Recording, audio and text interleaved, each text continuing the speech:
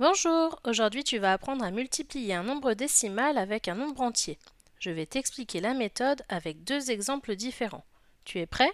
Alors c'est parti. Pour le premier exemple, nous allons multiplier 2,47 par 6. Tu vas commencer par poser ta multiplication en alignant tous les chiffres à droite. C'est plus simple. Puis tu vas calculer 2,47 fois 6 sans te préoccuper de la virgule, comme si tu faisais 247 fois 6. 7 fois 6, 42, j'écris 2 et je retiens 4. 6 fois 4 font 24 plus 4, 28, j'écris 8 et je retiens 2. 6 fois 2, 12, plus 2, 14. J'écris 14. Maintenant que j'ai terminé de calculer, je vais m'intéresser au nombre de chiffres après la virgule. Ici, je remarque qu'il y a deux chiffres après la virgule. Je les ai entourés en rouge. Je vais donc dans le résultat laisser deux chiffres après la virgule. Je place ma virgule et j'ai déjà terminé mon calcul.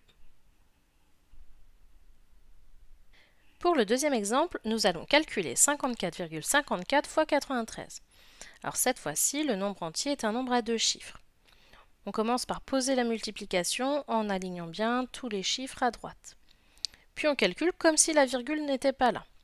3 fois 4, 12, j'écris 2, je retiens 1. 3 fois 5, 15, plus 1, 16, j'écris 6, je retiens 1.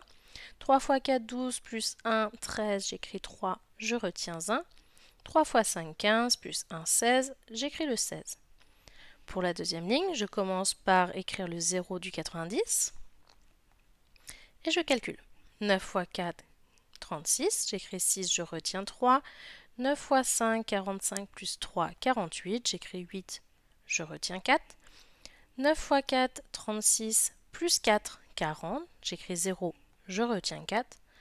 9 fois 5, 45, plus 4, 49. J'écris le 49. Il ne me reste plus qu'à tout ajouter. Je te passe le calcul. Voici directement le résultat de l'addition. Il ne me reste plus qu'à placer correctement la virgule. Dans 54,54, il y a deux chiffres après la virgule. Je viens donc regarder dans la ligne de mon résultat et je vais entourer les deux derniers chiffres. Ma virgule viendra se placer juste avant. Le résultat de 54,54 fois 93 est donc 5072,22.